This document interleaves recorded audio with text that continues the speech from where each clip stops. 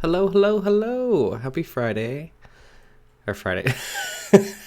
It's fucking Saturday. Uh, Happy Saturday. Hope you guys had a good Saturday. Mine went by very fast. Busy day today. Me and my sister hung out and we went and saw the menu. We went and got sushi.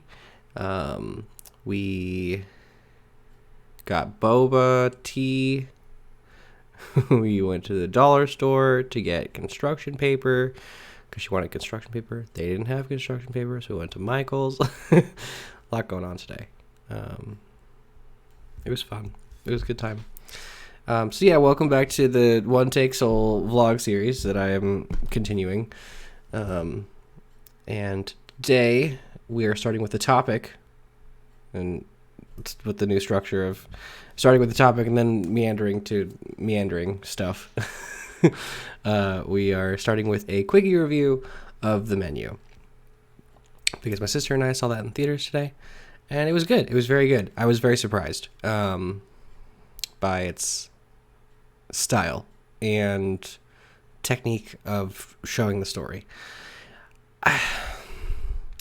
Like, at its core, it's satire and things like that. It's a little hard to pin down because it's not exactly not serious, but it also is satire. So I mean, like very many good satires are, I guess, like that. They're kind of, I mean, there's some truth in the satire, right? But yeah. So it was pretty good. The main character, who's played by Anya Taylor-Joy, the lady from Queen's Gambit. She was really good. She was very restrained. Like, a lot of her acting was very restrained.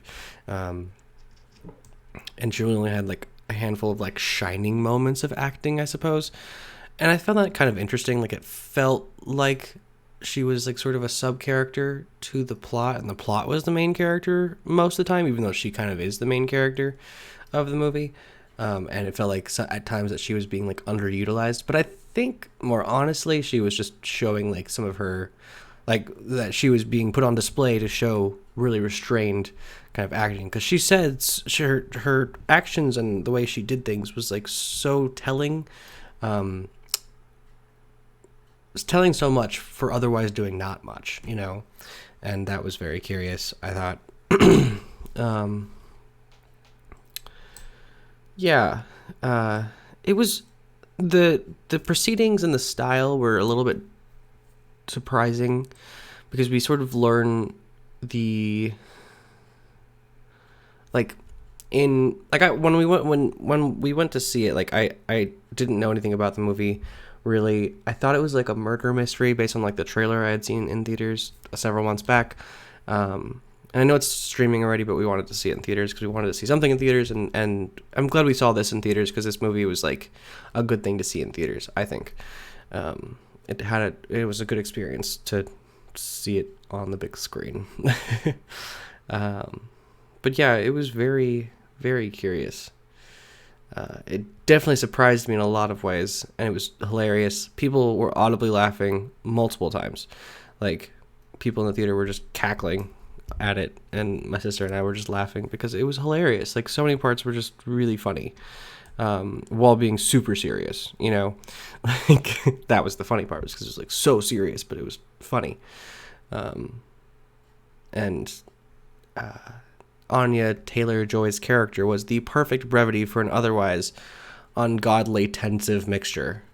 Like, everybody else compiled into one movie and plot was really tense and really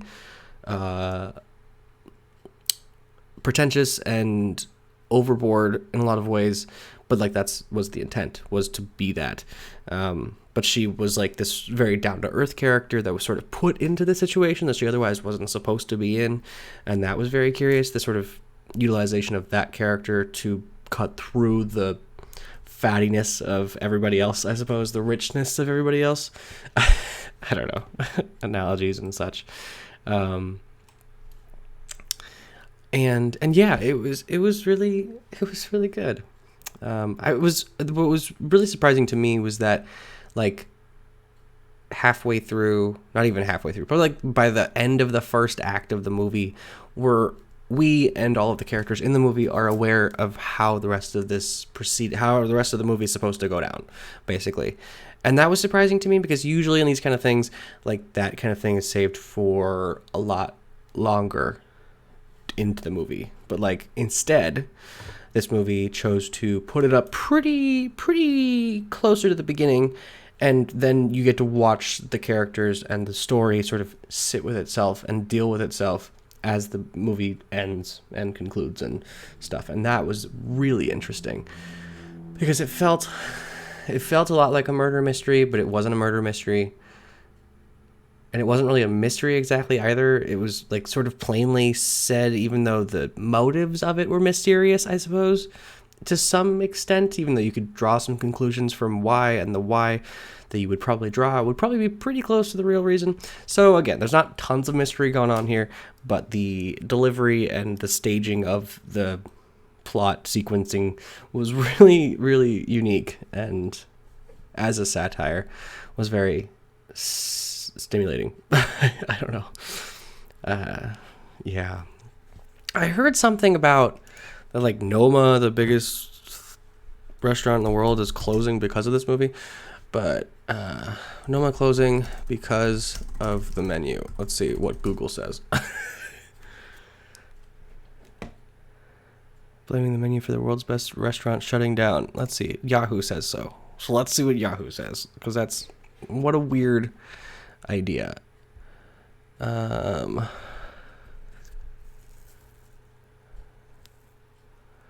Its model is no longer sustainable. Featured a $500 plus tasting menu featuring dishes made with locally sourced game meat, wild berries, mushrooms, and famously reindeer penis. Okay. And now folks on social media are having a field day with the news. Some of the most out there but hilarious comments are coming from people jokingly saying that the film The Menu had something to do with Noma's closing. Okay, so it's kind of more just like people are just assuming that's why, but that's likely not why. But that's interesting.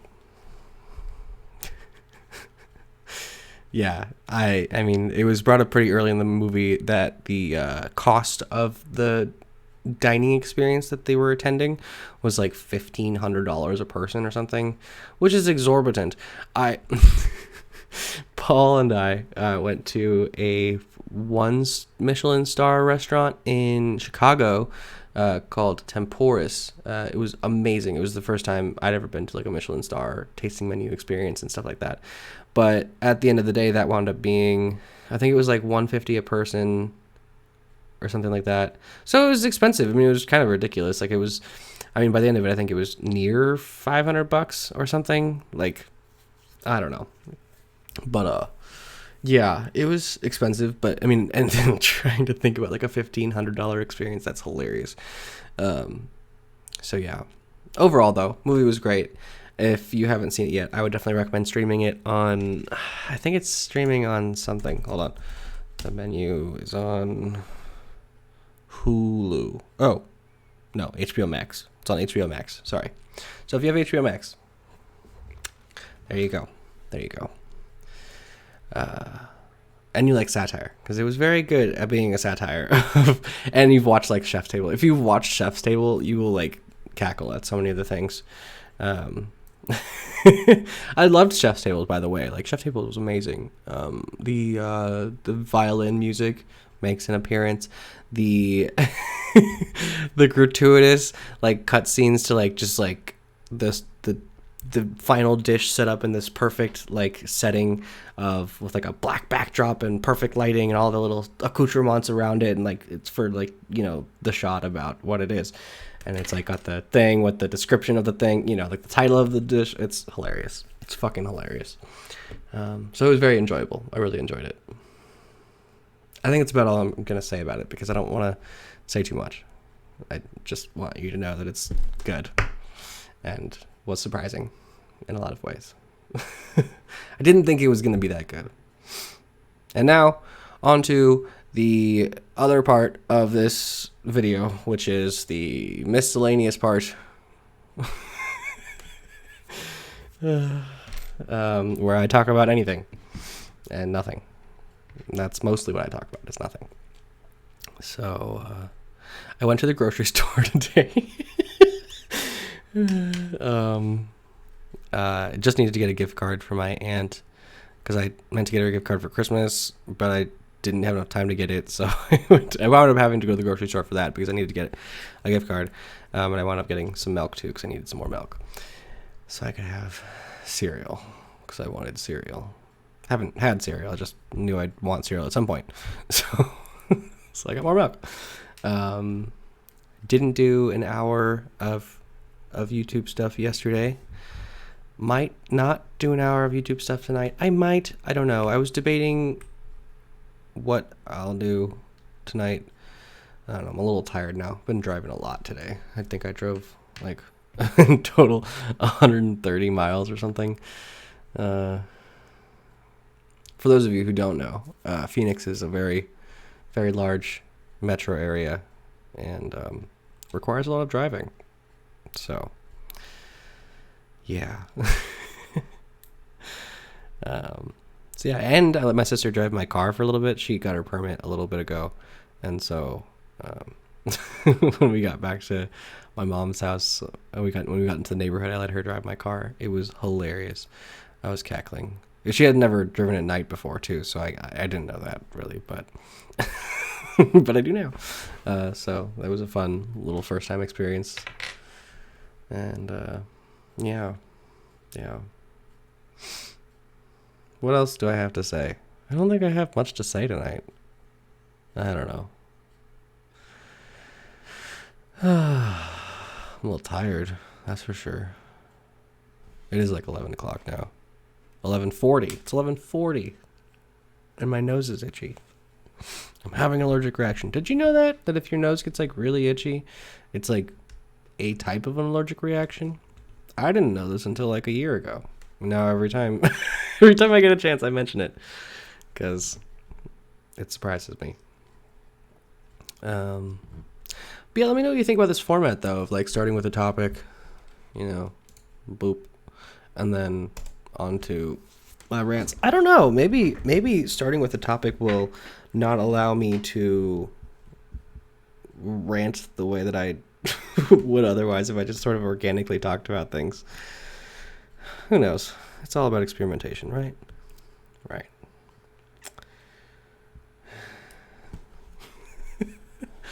I don't know what the fuck I'm doing all the time. All the time. No idea. Oh god, it was crazy. I started Twitch Studio. I don't know what was happening, but like the whole picture, my whole video camera picture, like was just like inverted. Like, it was like negative, but like heat map signature. It was crazy. I turned it off, turned it back on, still did it. I shut down Twitch Studio, turned that back on, still did it. I unplugged my camera. I looked at the camera to see if it was the camera that was, seeing that way, and it was not. And I was like, okay. So I'm like going into like the scene settings of my video capture for the webcam. Oh, clicked the wrong thing. And that wasn't the case. That wasn't the case. I couldn't see anything, obviously, but I turned off the auto adjust or something. Let me see what it was called. The auto optimize, so it automatically determines the best webcam settings. Turn that off and on, and it fixed it. So somehow, somewhere, I mean, it's still in beta, so it kind of makes sense that there's some weird stuff happening there. But, God, this flickering. For those of you that don't know, Christmas lights, and the frequency of electricity that they operate upon is not congruent with the frames per second speed of a camera unless it's dropped to 24, I think, or something along those lines. So, yeah, it it flickers. It's not actually flickering in real life. It's just the camera interpolating it that way. It's kind of funny. Is there anything else I want to talk about? I don't think so. It's supposed to start raining here soon, so I'll probably make a video about rain tomorrow. Because I love rain. Love rain. And I gotta make a video about the recession. That's all I've got written down. And the scorecard. Although, I don't know. Like, I want to make a full-on video about the scorecard. But then again, I don't know. It's, yeah. One would hope I would get my shit together at some point and start just doing stuff. But your boy is tired. And I'm trying to maintain an hour a day of YouTube related stuff while also doing other stuff too. And something is better than nothing though. So you know what? I'll take it for what it is.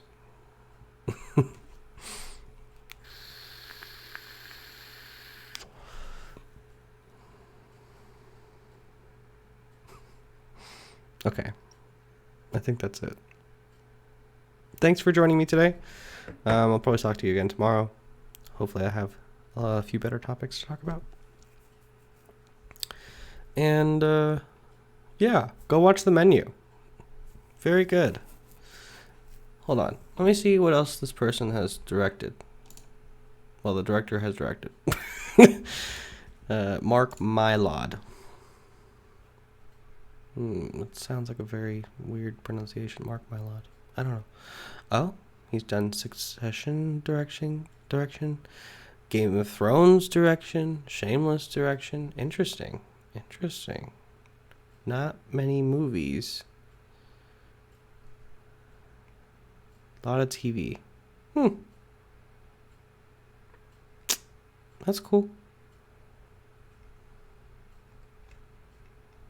Well, good for him. It was beautiful. It was a beautiful movie. It's very well done.